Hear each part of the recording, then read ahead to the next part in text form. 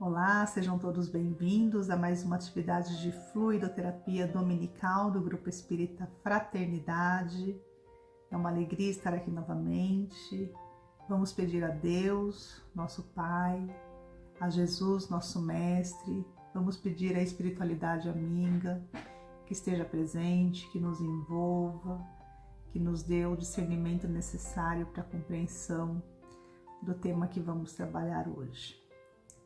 Que a paz do Mestre Jesus esteja com todos. Então vamos lá, o nosso tema é o argueiro e a trave no olho. É uma referência ao que está no Evangelho de Mateus, no capítulo 7, versículos 3, 4 e 5. Então Jesus disse assim: Por que vedes um argueiro no olho de vosso irmão, vós que não vedes uma trave no vosso olho? Ou como dizeis ao vosso irmão, deixai-me tirar um argueiro do vosso olho, vós que tendes uma trave no vosso.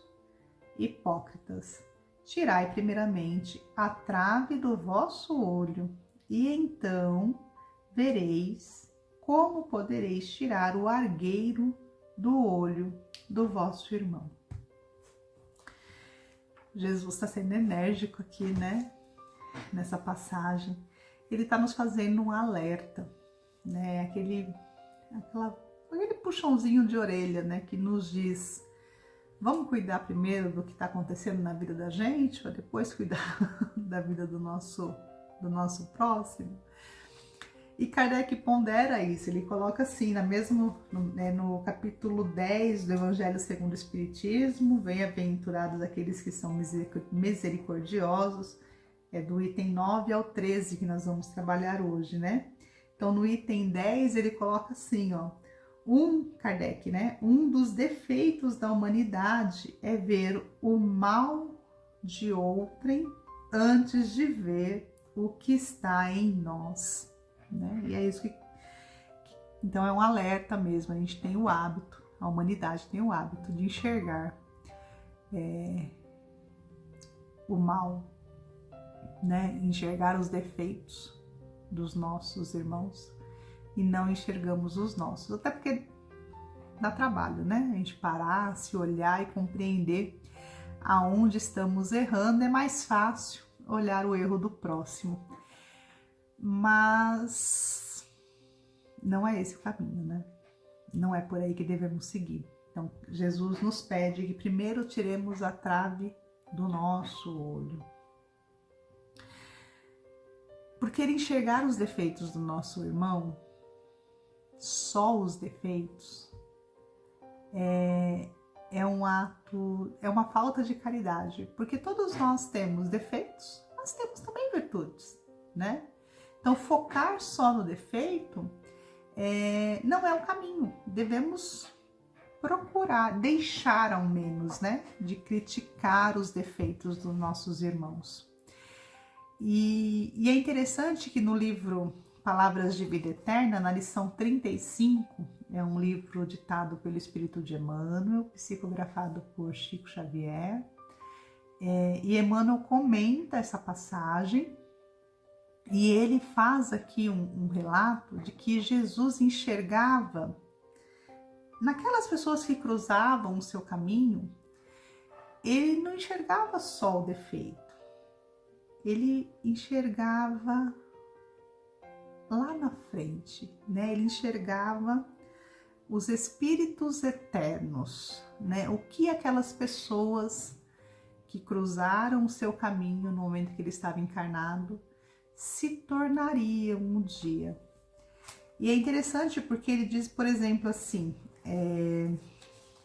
sobre Maria de Magdala, né? Para muitos, Maria de Magdala era a mulher obsidiada, inconveniente, mas para Jesus foi aquela que espalhou no mundo o sol da ressurreição, né? Zaqueu, que para muitos era o homem ganancioso, o cobrador de impostos, o pecador, para Jesus seria o amigo de trabalho, a quem transmitiria a levantadas noções de progresso e riqueza. Saulo de Tarso, por exemplo, era um duro, né, doutor da lei, um espírito endurecido, e para Jesus era o vaso escolhido, né? Seria aquele que divulgaria o cristianismo para os gentios. Então Jesus enxergava o que aquele espírito se tornaria um dia. O que nós vamos nos tornar um dia? Nossa visão das pessoas é sempre parcial. A gente só, quando encarnados, né, enxergamos só o momento. Então, todos nós trazemos vícios, erros, questões a serem corrigidas, a serem ajustadas, a serem reparadas. Então, enxergar nas pessoas somente os defeitos é deixar de praticar uma virtude que vai nos auxiliar muito na nossa caminhada, que é a indulgência. A prática da indulgência, como Kardec também nos coloca no Livro dos Espíritos, é o verdadeiro sentido da palavra caridade, como entendia Jesus, né? Então, Jesus entendia a caridade como benevolência, indulgência e perdão das ofensas.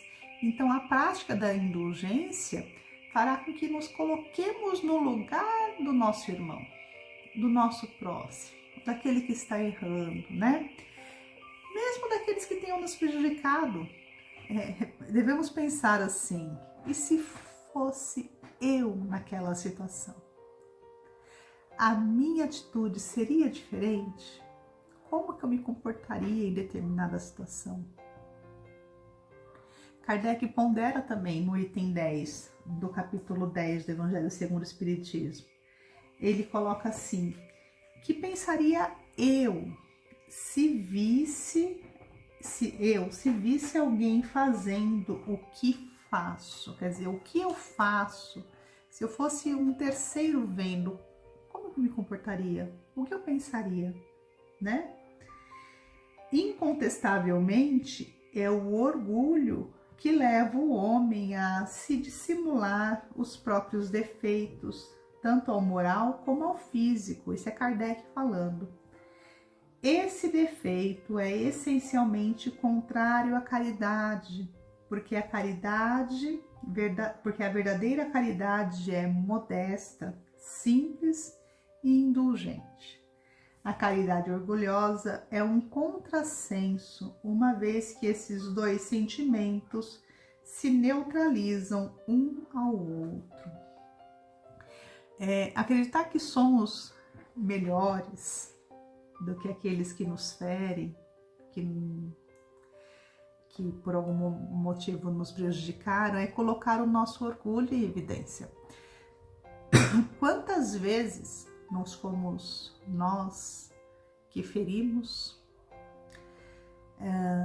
aqueles que estão mais próximos da gente, que nos amam? Quantas vezes não usamos de palavras que machucam, gestos que afrontam, atitudes que arrastam situações de discórdia, de brigas. E na grande maioria das vezes, o nosso orgulho nos faz acreditar que estamos corretos ao tomar certas atitudes. E ainda por cima, nosso orgulho nos faz crer que temos moral para criticar aos que se comportam da mesma maneira que a gente. Então, não aceitamos críticas, mas estamos sempre prontos para criticar aqueles que estão ao nosso lado. Isso é enxergar o argueiro no olho do nosso irmão sem retirar a enorme trava que está no nosso. Jesus também nos alertou, ainda na passagem do capítulo 7 de Mateus, que não devemos julgar para não sermos julgados, né? Com a medida que julgarmos, seremos julgados.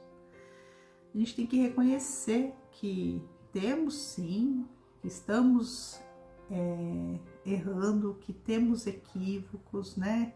E temos que nos esforçar ao máximo para corrigir esses erros, essas deficiências, esses defeitos, né? Porque só assim é que, a partir do momento que a gente reconhece, a gente passa a ter capacidade também de auxiliar os nossos irmãos na correção dos seus equívocos. Não julgar, não condenar, mas auxiliar, né? Assim como Jesus enxergou em cada um que cruzou o seu caminho, muito além do que realmente eles eram naquele momento, nós também seremos muito maiores do que somos hoje.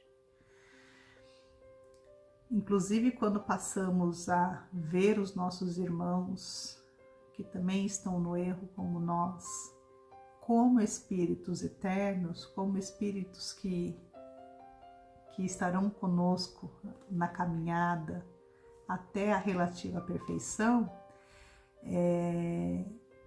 que estão aí a cada etapa buscando, né, se melhorar, se corrigir, ou que ainda não compreenderam que precisam melhorar, que precisam se corrigir, a gente vai passar a compreender que esse irmão, um dia, assim como nós, seremos, né, espíritos evoluídos, espíritos que ajudarão na harmonia do universo, na harmonia da criação divina, tá? Espíritos eternos que praticarão de forma, praticarão as leis divinas na sua totalidade, né? Todos nós que estamos neste mesmo caminho vamos chegar a esta perfeição, né? Esta relativa perfeição da prática das leis de amor, de caridade, das leis divinas. Então, se eu enxergo este meu irmão, tiro a trave do meu olho, porque sei que preciso me corrigir, sei que preciso melhorar, sei que preciso me tornar uma pessoa melhor para mim, para o meu espírito e para aqueles que convivem comigo.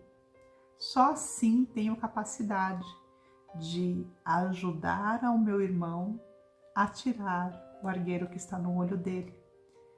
Não com julgamentos, não com críticas, mas com apoio, com caridade, com amor, né?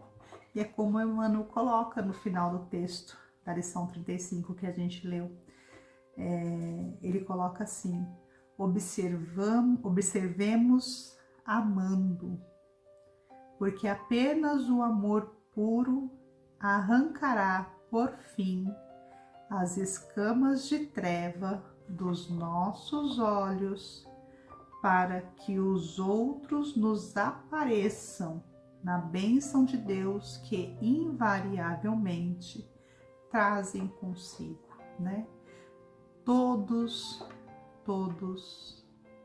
possuem o DNA de Deus no seu espírito. Então todos, mesmo aqueles que estão ainda, mesmo todos nós que estamos no erro, né, às vezes se equivocando, muitas vezes nos equivocando, chegaremos a essa relativa perfeição. Então é através desse amor, é através da prática da caridade que vamos tirando essas traves dos nossos olhos e colaborando de forma caridosa, fraternal, para tirar as traves, né, ou os argueiros dos olhos dos nossos companheiros, dos nossos irmãos de jornada. Era este o recado, espero que tenha ficado claro. Desejo muita paz a todos, que Deus, no seu infinito amor, na sua misericórdia, nos abençoe e que a paz do Mestre Jesus esteja conosco todos os dias. Que assim seja. Muita paz a todos. Fiquem com Deus e até a próxima.